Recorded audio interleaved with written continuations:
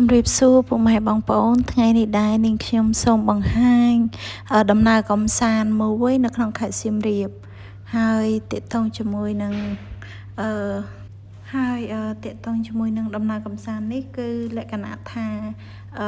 ពេញវាលអត់មានគម្រោងច្បាស់លាស់ណាបងប្អូនគឺនឹកឃើញជិះទៅក៏ជិះទៅតាមច្រកដែលគេចោលបង្ហាញហើយថ្ងៃនេះគឺពួកយើងបានទៅលេងប្រាសាទគឺប្រាសាទតន័យហើយនឹងប្រឡាយខ្មែរក្រហមបងប្អូនបានឃើញហើយផ្លាកដែលខ្ញុំថតជាប់មិញណាបងប្អូនហើយតាក់ទងជាមួយនឹងច្រកនេះដែរគឺយើងចូលទៅដល់វាអាចទៅដល់ត្រង់កន្លែងគេជិះខ្សែរ៉តណាគេហៅអង្គរស៊ីបឡាញហើយឥឡូវមកដល់ប្រាសាទតន័យហើយគឺមានលក្ខណៈថារៀងស្ងប់ស្ងាត់ហើយក៏ស្ថានភាពប្រាសាទក៏វាបាក់បែកខ្លាំងដែរហើយក្នុងនោះដែរក៏គេឲ្យយើងប្រុងប្រយ័ត្ននៅពេលដែលយើងដើរកំសាន្តចិត្តនោះណាបងប្អូនហើយនៅប្រាសាទនេះដែរគឺស្ងប់ស្ងាត់ល្អមែនគឺមានតែសលេងសេកយំហើយខ្ញុំអង្គុយបានបន្តិចក៏មានក្មេងៗជិះកង់ដែលគាត់ជិះកង់លេង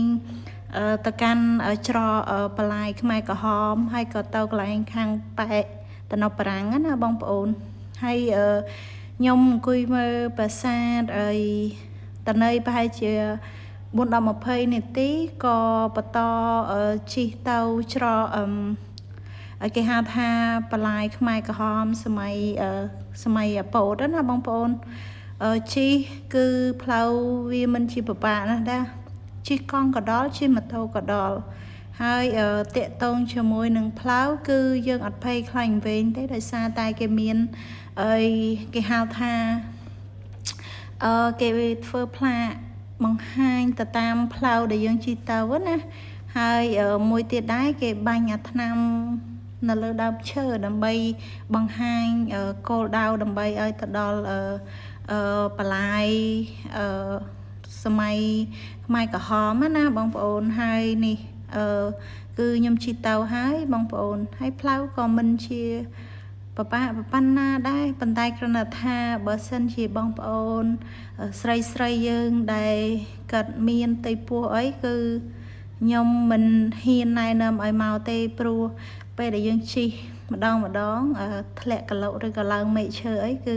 ឈឺគូតមែនទែនបងប្អូនហើយជិះបានប្រហែលជា 2-3 នាទីក៏មកដល់កន្លែងគេហៅថាតំណប់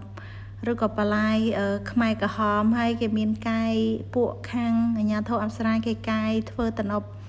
ដោយប្រើអីខ្លះណាបងប្អូនគេកាយសម្រួលច្រើនដែរហើយជិះមកក៏មកដល់គេហៅថាស្វៀនយល់ក្រាំងក្រូចខ្ញុំជឿថាមនុស្សភាគច្រើនគឺពួកគាត់ស្គាល់កន្លែងនេះទេព្រោះរុកដប់រុកព្រៃដែរអានេះស្ទឹងសៀមរាបដែលហូរមកពីខាងទឹកភ្នំកាឡេនហើយហូរទៅដល់ស្ទឹងខាងគេហៅថាស្ទឹងសៀមរាបណាបងប្អូនហើយស្ពានយល់នេះវារៀងចាស់ដែរប៉ុន្តែអាចថាជិះកង់ក៏បានជិះម៉ូតូក៏បានខ្ញុំមកលេងច្រើនដងដែរហើយនិយាយរួមទៅតំបន់នេះវាសិតតែជាតំបន់ដែលខ្ញុំស្គាល់ដែរដោយសារតែជាទឹកដីក្បែរភូមិហើយម្យ៉ាងទៀតខ្ញុំជាអ្នកសៀមរាបចាស់គឺខ្ញុំអាចថាស្គាល់ច្រើនហើយជិះមកមិញនេះគឺយើងជិះមកខាងប្រាសាទប្រខ័ណ្ឌតែខ្ញុំមកប្រខ័ណ្ឌមុខខាងកើតហើយជិះមកក៏យើងឃើញគេជិះទូកលេងណាតាក់ទងជាមួយនឹងទូកនេះគឺដូចជាលើថាម្នាក់ដូចធម្មទូជិះបាន2នាក់ហើយគេយក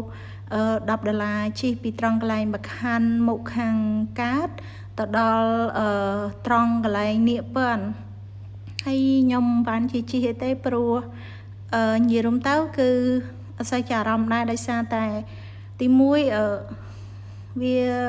អត់សូវជាមានអីមើលដែរព្រោះមានតែទេសភាពជាឯងប៉ុន្តែមានភ្ញៀវទេសចរមកមើលច្រើនហើយវីដេអូរបស់ខ្ញុំក៏មានតែប៉ុណ្ណេះដែរសង្ឃឹមថាបងប្អូននឹងរីករាយទស្សនានៅវីដេអូមួយនេះហើយក៏អាចមានវីដេអូផ្សេងច្រើននៅខាងក្រោយទៀតដែរបងប្អូនអរគុណច្រើន